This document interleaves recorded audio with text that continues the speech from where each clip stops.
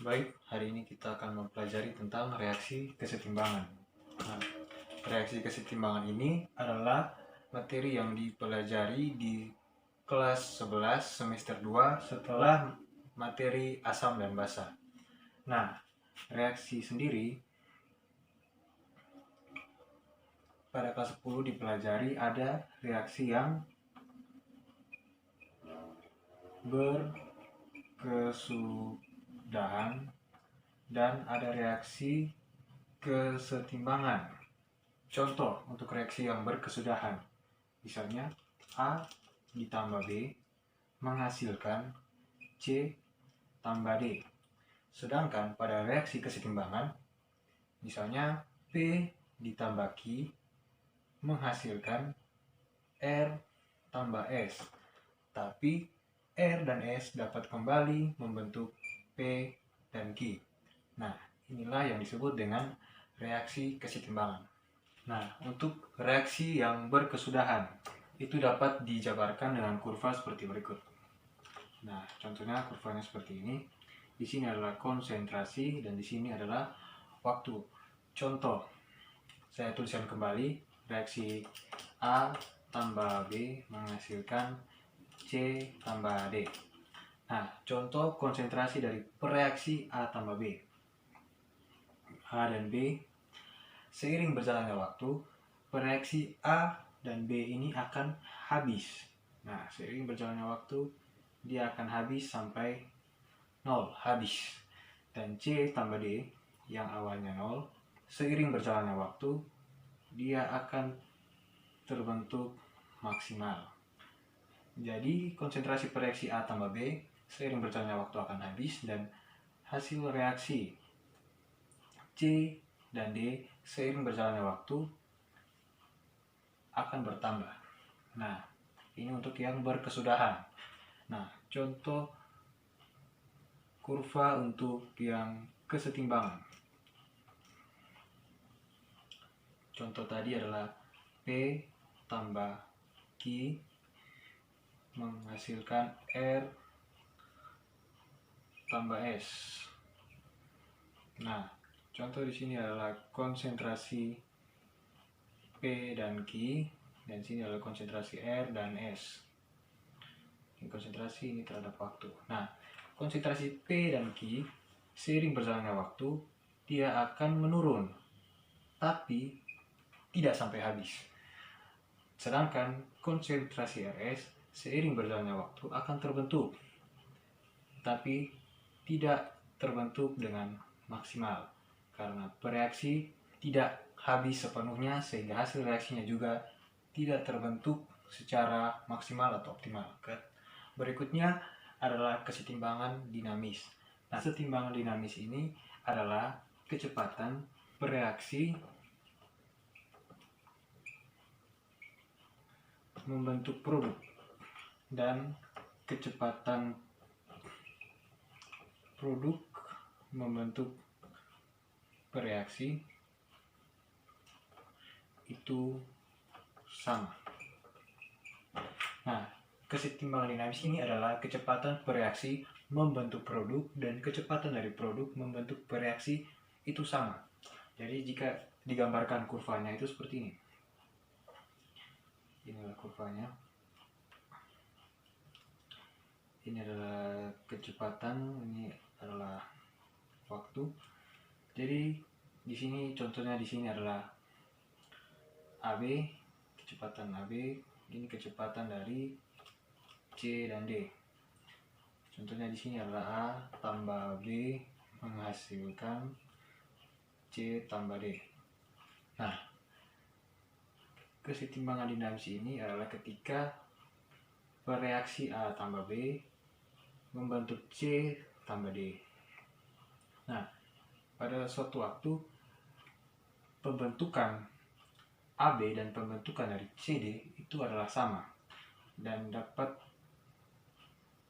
ditarik satu garis yang disebut dengan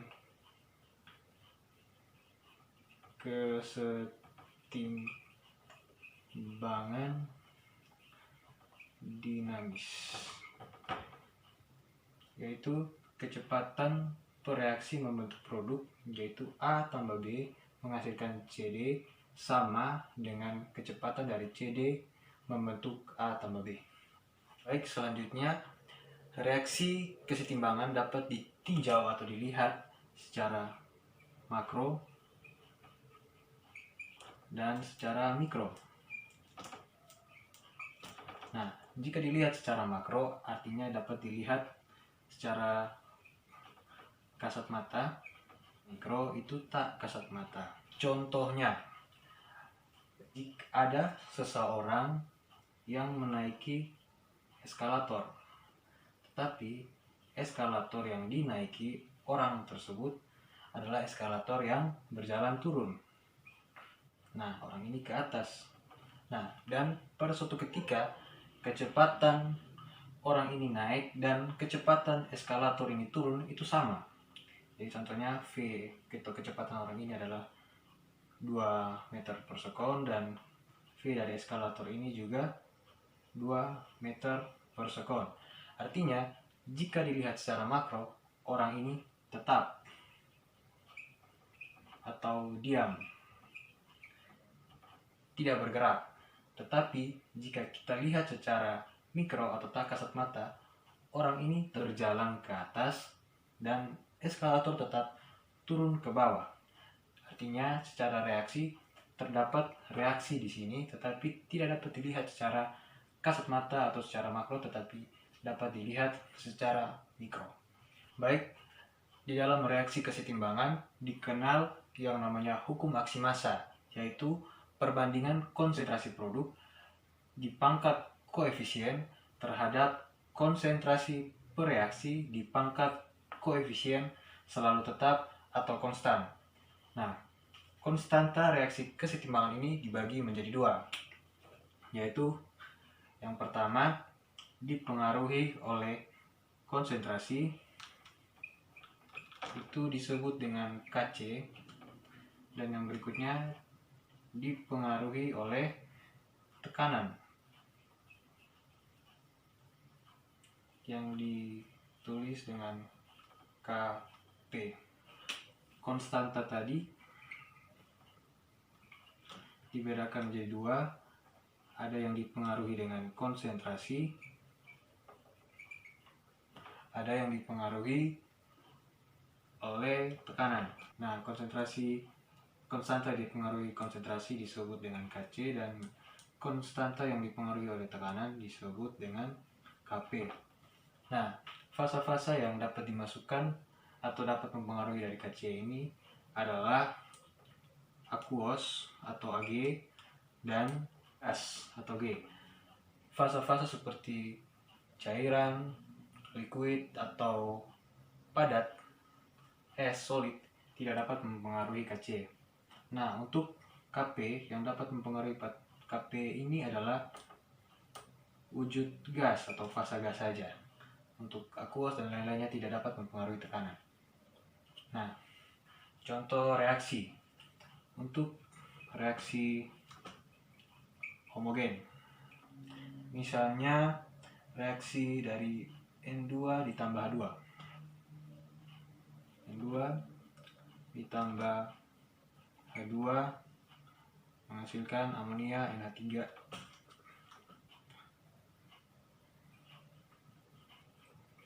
Nah, kita lihat reaksi ini belum setara, kita setarakan terlebih dahulu. Yang di sebelah ada 2, di sebelah ada 2, di sini ada 3, maka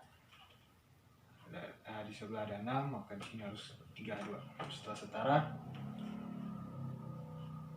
nah, reaksi ini homogen karena fasanya itu adalah gas.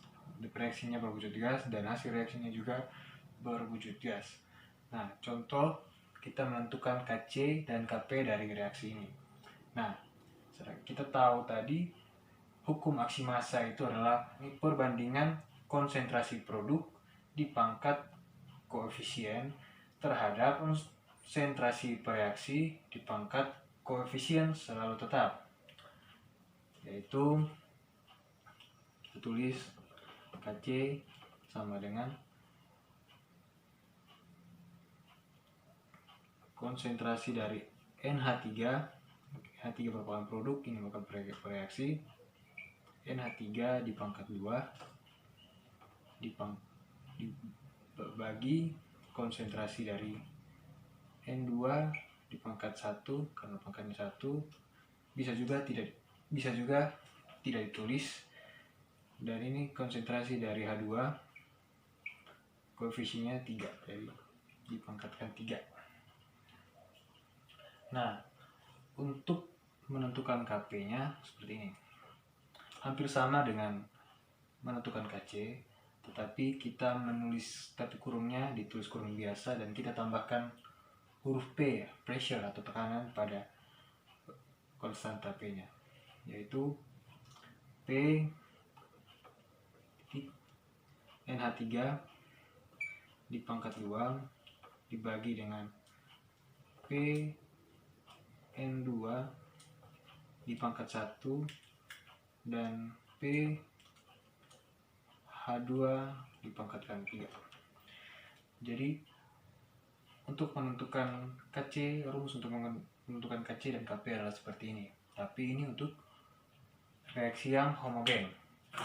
Contoh untuk reaksi yang heterogen atau reaksi yang di dalam reaksinya itu terdapat beberapa fasa atau banyak fasa yang bukan hanya saja gas.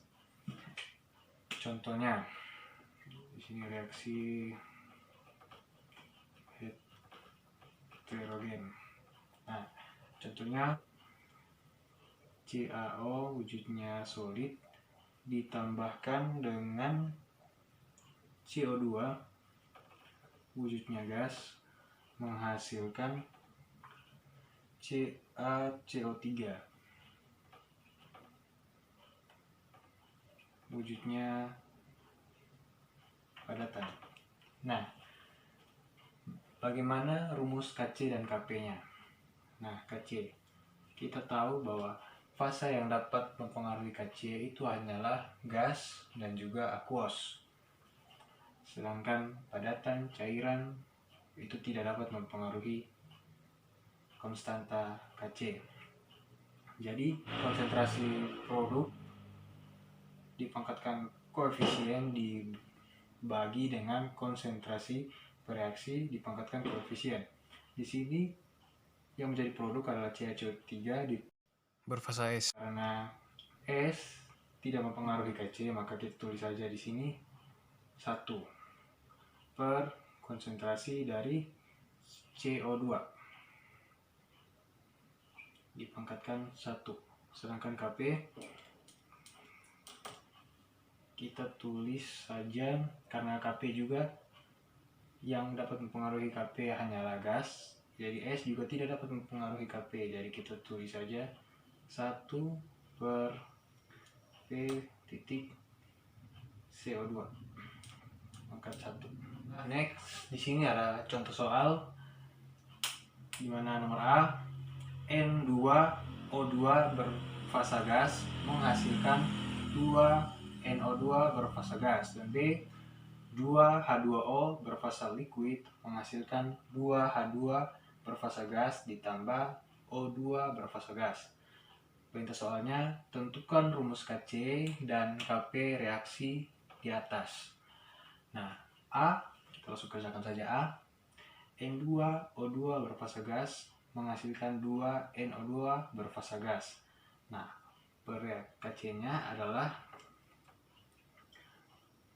produk per reaksi. Di sini produknya adalah NO2 dipangkatkan 2 dibagi N2 konsentrasi dari N2O4 dipangkatkan 1. Sedangkan untuk Kp-nya sama dengan P NO2 dipangkatkan koefisiennya itu 2 dibagi dengan P N2O4 dipangkatkan koefisiennya yaitu 1. Nah, untuk nomor yang B, 2H2O berfasa liquid menghasilkan 2H2 berfasa gas dan O2 berfasa gas. Kita tahu Kc-nya itu hasil reaksi dibagi dengan bereaksi. Hasil reaksinya itu konsentrasi H2 dipangkatkan 2 titik konsentrasi O2 dipangkat 1. Nah, kita tidak perlu dibagi dengan 2H2O karena 2H2O berfasa liquid. Artinya fasa liquid tidak dapat mempengaruhi konsentrasi dari Kc. Yang dapat mempengaruhi konsentrasi dari Kc adalah fasa aqueous dan juga berfasa gas. Nah, untuk Kp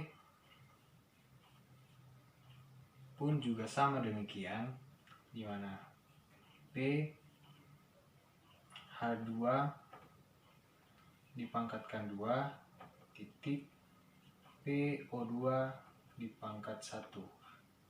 Karena yang dapat mempengaruhi konstanta Kp hanya gas, karena cuma gas yang dapat mempengaruhi tekanan. Contoh soal berikutnya yaitu tentukan persamaan reaksi homogen untuk rumusan berikut, yaitu Kc sama dengan konsentrasi N2 dan konsentrasi H2O pangkat 2 dibagi konsentrasi NO2 di pangkat 2 dan H2 di pangkat 2. Nah, ini kebalikan dari contoh soal yang pertama. Nah, kita langsung saja jawab. Nah, rumusan Kc ini itu adalah seperti hukum aksi massa, yaitu produk dibagi dengan reaksi. Nah, yang berada di atas ini adalah produk dan yang di bawah sini adalah reaksi. Jadi kita tuliskan dulu yang ada di bawah sini yang merupakan reaksi. Dimana NO pangkat 2 berarti koefisiennya 2 ditambah dengan H2 pangkat 2 berarti koefisiennya 2. Reaksi kesetimbangan N2 pangkatnya 1 berarti koefisiennya 1, tidak usah ditulis, dan H2O pangkatnya 2 berarti koefisiennya 2. Nah, ini adalah jawaban dari contoh soal berikutnya.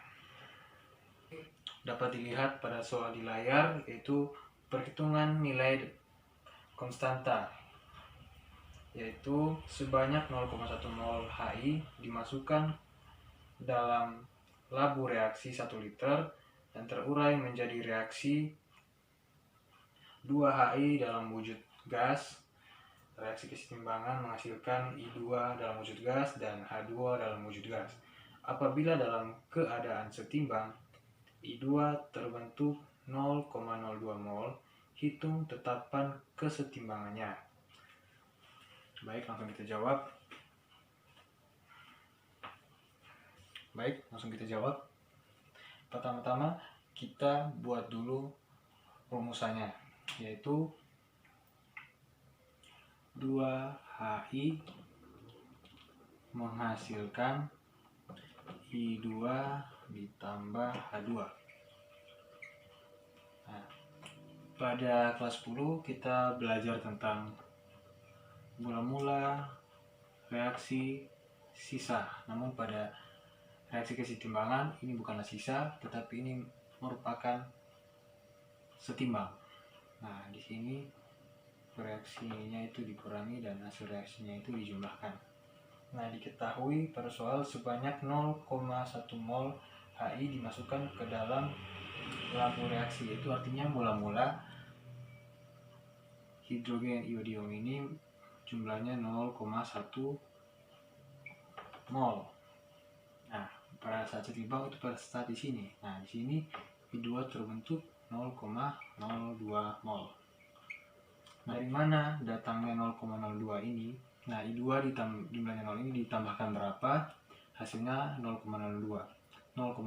Jadi 0,02 dapat dari sini. Jadi yang bereaksi itu 0,02 sehingga dapat dihasilkan 0,02. Nah, dari sini kita bisa jadikan patokan untuk mengerjakan atau untuk mengetahui reaksi untuk HI dan H2. Nah, 0,02 ini untuk yang memiliki koefisien 1. Di sini I2 koefisiennya 1 dan H2 juga memiliki koefisien 1, berarti reaksi H2 juga sama 0,02 dan setimbangnya juga 0,02. Nah, pada buah HI koefisiennya itu ada 2, sehingga 0,02 dikali dengan 2 sama dengan 0,04, sehingga 0,1 mol dikurangi 0,04 sama dengan 0,06. Kemudian kita masukkan ke dalam rumus kecil. Itu sama dengan konsentrasi dari I2 ini konsentrasi H2 dibagi dengan konsentrasi HI dipangkat 2. Konsentrasi yang pada saat setimbang ini tidak bisa kita masukkan begitu saja, jadi kita harus masukkan ke rumusnya, itu M sama dengan N per V. Jadi M nya ini sama dengan mol dibagi dengan volume. Nah, kita tahu volumenya ini semua sama, yaitu 1 liter. Jadi konsentrasinya ini N kita bagi dengan volume. Jadi konsentrasi untuk I2 itu adalah 0,02 kita bagi dengan volumenya itu 1 liter. Terus 0,02 untuk H2, konsentrasi dari H2 0,02 dibagi dengan 1 dan HI 0,06